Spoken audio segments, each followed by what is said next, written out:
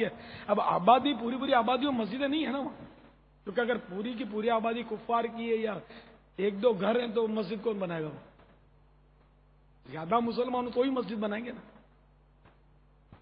اسی طرح جو جیسے کہ انگلینڈ ہے یا امریکہ ہے یا دیگر ایسے ممالک ہیں کفار کی اکثریت کے، جہاں پورے پورے شہر میں مسجد نہیں ہوتی، جمعہ بیچارے نہیں پڑھ سکتے، کہاں پڑھیں گے؟ ہوتی ہی نہیں، مسجد ہی نہیں ہوتی. تو اس لیے اذان سے اس کا تعلق نہیں ہے. یہ بس یہ جدی پشتی یہ مسئلہ چلا آ رہا ہے. ہم نے بھی جب سے آنکھ کھولی ہے نا بچپن میں یہی سنا ہے کہ اذان ہوتی ہے نا روزہ بند کرتے ہیں اور افطار بھی اذان پر کرتے ہیں. یہ جب سے ہوش سنبھالا یہی دیکھا ہے. لیکن یہ کہ ظاہر ہے کہ پھر جب سمجھ آئی تو پتا چلا کہ یہ غلط ہے. تو اس کا مطلب یہ جدی پشتی چل رہا ہے سلسلہ اذان سے روزے. اذان روزے کے لیے نہیں ہے، اذان نماز کے لیے. یہ میں سمجھتا ہوں سب کو سمجھ میں آ رہا ہوگا مسئلہ کہ روزے کا تعلق ہی نہیں، اذان سے تعلق نہیں ہے، جماعت سے روزے کا تعلق نہیں کہ چلو یہ با جماعت روزہ رکھیں گے.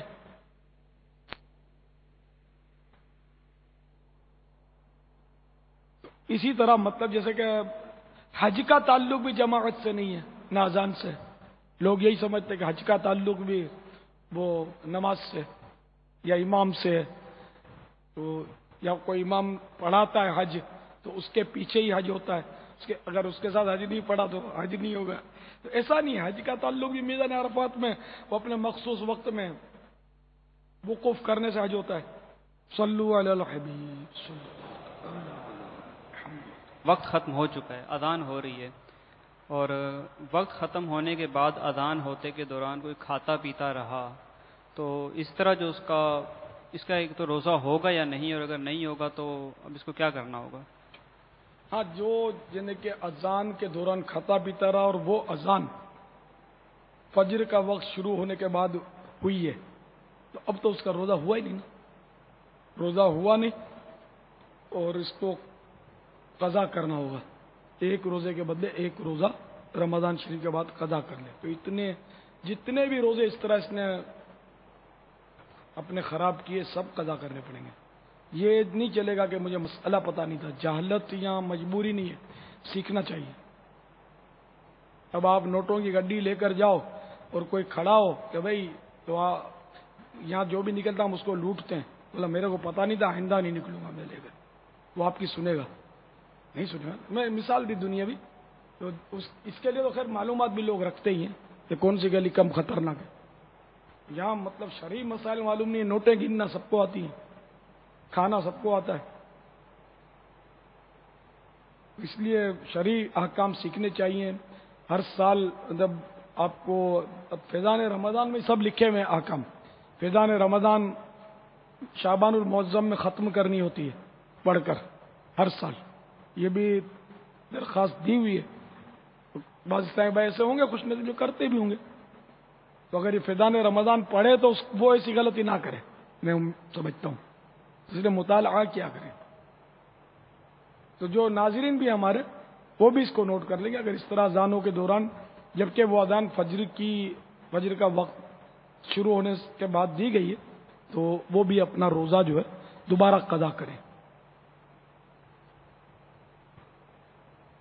اسی طرح وہ بعض اوقات افطار کی اذان کا بھی مسئلہ ہو جاتا ہے کہ ایسا ہوتا ہے کہ جیسے کہ وہ جلدی ہو جاتی ہے. افطار کی اذان سورج ڈوبنے سے پہلے ہو جاتی ہے. یہ کئی بار ایسے حادثے ہوئے.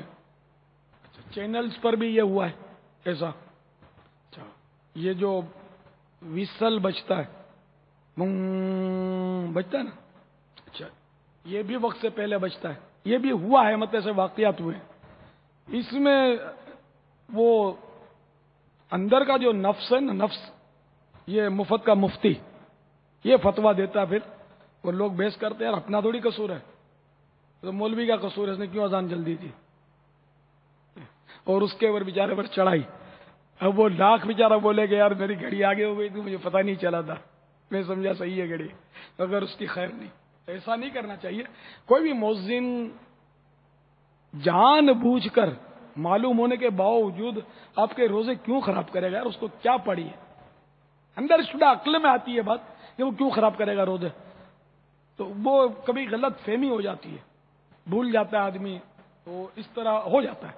تو اس میں کبھی آپ کے یہاں مسجدوں میں واقعات ہو نا تو لڑائی نہیں کرنی چاہیے، مؤذن کو کچھ بھی نہیں بولنا چاہیے، اور اس کو بس یہ اطلاع تو اس کو ساروں نہیں پہنچانی ہے کہ تم نے آج، تو یہی سزا اس کی کم نہیں ہے، وہ اتنا شرمندہ ہونا ہے اس مؤذن نے کہ وہ ایک ہی بار کرے گا غلطی، دوبارہ نہیں کرے گا، اور اس پر سختی نہ کیجیے، میرا یہ مطلب مشورہ ہے، دل آزاری نہ کیجیے اس کی، یہ بیچارے کے انسان خطا ہو جاتی ہے۔ بابا گھر بیٹھے کسی نے کہا لگتا ہے مؤذن صاحب کو آج بھوک لگی ہے، انہوں نے جلدی افطار کروا ڈالی، ان کو تو بھوک لگی تھی، ہمارا بھی روزہ لگا تھا۔ اب یہ باتیں، اب یار اس کو مؤذن رکھا کس نے؟ یہ کمیٹی والوں کو میں اتنا سمجھاتا ہوں، کمیٹی والے کسی کی بات مانتے نہیں ہیں، خالی مسجد سنبھال کر بیٹھے ہوئے ہیں۔ اب یہ گھر میں بیٹھ کر دسترخوان کے اوپر کچھ نہیں، بچے اور بچوں کی امی کے آگے بھڑاس نکال رہا ہے، جیسے وہ جا کر کمیٹی کو سمجھائیں گے۔ اب یہ جو کچھ یہ کر رہا ہے حضرت اپنے دسترخوان میں بیٹھے ہوئے، یہ اس کو کیا کہیں گے؟ یہ مؤذن کی غیبت ہوئی، کیا ہوئی، کمیٹی والوں کی کیا ہوئی؟ ارے یہ ایک طرح سے تہمت تو ہے مؤذن پر کہ اس کو روزہ لگا تھا، یہ تو خبریہ جملہ اگر ایسا کہتا ہے تو اس کو کیسے پتا چل گیا بیٹھے بیٹھے روزہ لگا تھا؟ پھر یہ ایک تہمت دوسری یہ کہ اس نے جان بوجھ کر جلدی اذان دی ہے، اس سے یہ بھی اخذ ہو رہا ہے، روزہ لگا تھا اس لیے جلدی تھی، بھوک لگی تھی تو اس نے اذان دے ڈالی، تو یہ نے جان بوجھ کر اس نے اتنے مسلمانوں کا روزہ توڑوایا، یہ تو لگتا ہے اکبر الکبائر، جان بوجھ کر کوئی ہزاروں مسلمانوں کا روزہ توڑوائے تو وہ تو کئی کبیروں کے مجموعوں کا گناہگار ہو جائے، ایسا لگتا ہے کہ بہت ساروں کے روزے اس نے توڑوا دیے۔ تو مؤذن پر یہ زیادہ تہمتیں سمجھ میں آ رہی ہیں، اللہ بہتر جانے، اور انتظامیہ پر بھی پھر آدمی غیبتیں کرتا ہے کہ ایسے نا اہل کو رکھا ہے فلاں، جیسے یہ مبصر صاحب جو ہیں جو بس تبصرہ کر رہے ہیں، انہوں نے کبھی دنیا میں زندگی میں غلطی کی ہی نہیں تھی، اگر نہیں بھی کی تھی نا کبھی غلطی، تو یہ جو دسترخوان پر یہ جو تبصرہ ہے نا، یہ پہلی غلطی ہے ان کی، غلطی کا آغاز ہو گیا ان کا، اس نے غلطی نہیں ہوئی، غلطے سے اس نے اوپننگ کر دی ہے، اب یہ شاید ٹھوکریں کھاتا رہے گا کہ ایک اللہ کے نیک بندے مؤذن جو اذان دیتا ہے اس کے خلاف اس نے بولنا شروع کر دیا۔ مؤذن کی بہت اہمیت ہے، بہت اہمیت ہے، اس کے مسائل آپ کو پڑھنے ہیں اس کی اہمیت کے، تو وہ ہمارے کفریہ کلمات کی کتاب میں پڑھ لیجئے، کیسے کیسے اس کے احکام لکھے، مؤذن کی نقالی کے۔ تو بہرحال یہ کہ مؤذن نے اذان دی یا کسی مقتدی نے اذان دی، تو عارضی طور پر وہ بھی مؤذن ہی ہوا، یا کسی نے اذان دی، وہ 112% اس نے غلط فہمی میں اذان دی، یہی اس نے زن رکھنا چاہیے، رستہ نکالنا چاہیے اس نے زن کا، تو رستہ بن ہی رہا ہے نا کہ وہ جان بوجھ کر کوئی بھی نہیں توڑوائے گا، اور اس کو یہ بھی جب پتا ہو کہ میرے اوپر سارے چڑھائی کر دیں گے اگر میں جان بوجھ کے، میں بھول سے بھی توڑواؤں گا تب بھی کیا وہ جان بوجھ کے توڑوائے گا، نوکری میری خطرے میں پڑ جائے گی، تو یعنی کہ ہر طرح سے وہ ووٹ اسی کو مل رہا ہے مؤذن کو کہ اس پر شفقت ہی کی جائے، سختی نہ کی جائے۔